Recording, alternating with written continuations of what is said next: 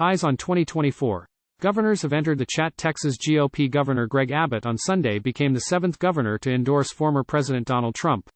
Over the weekend, a trio of governors jumped into the 2024 presidential race, with two GOP governors taking sides in the primary and one Democratic governor trolling a top Republican candidate.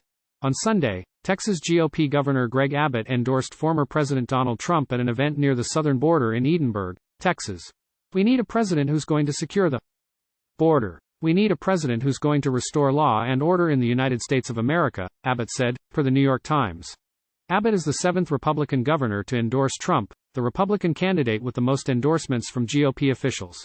Two governors, Oklahoma's Kevin Stitt and Iowa's Kim Reynolds, have backed Florida Governor Ron DeSantis, and Reynolds hit the campaign trail with DeSantis over the weekend, per NBC News' Alec Hernández.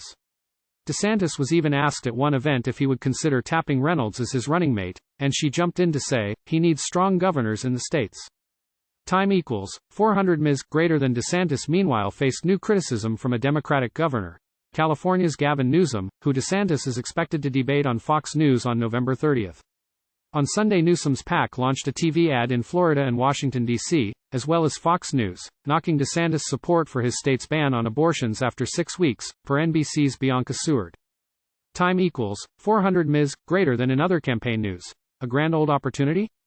Some Republicans see an opening for their party in appealing to moderate Jewish voters and Muslim American voters who are upset with how Biden has handled the Israel-Hamas war, per NBC's Alan Smith. But some also warn that the party should not be distancing itself from Israel.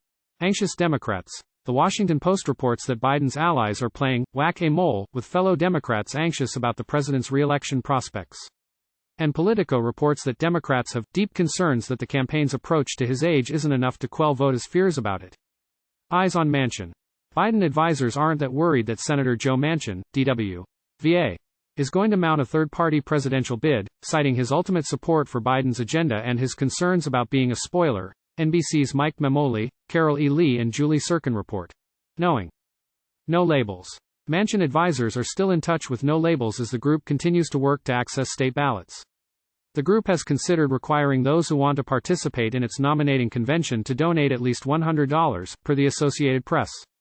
And CNBC's Brian Schwartz digs into the group's funding, and finds most of the group's funds raised last year came from donors who gave at least $100,000.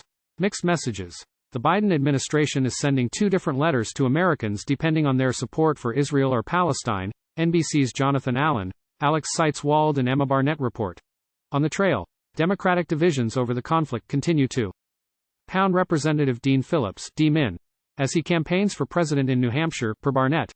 All eyes on Iowa. At a forum for evangelical Christians in Iowa on Friday, DeSantis and entrepreneur Vivek Ramaswamy both shared stories of their wives' miscarriages, while former UN Ambassador Nikki Haley said she would have signed a 6-week abortion ban in South Carolina if she was still governor, per NBC's Alex Tabbitt.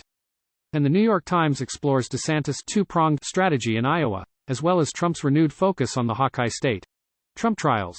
A Colorado judge ruled Friday that while Trump engaged in insurrection, he should not be barred from the state's 2024 ballot. In Georgia, Fulton County District Attorney Fani Willis requested that Trump's election interference trial begin August 5.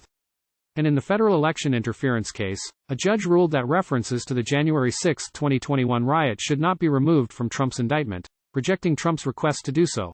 Over $1 million donated.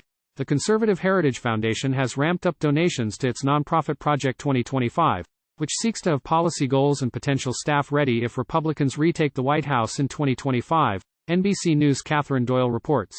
No comment.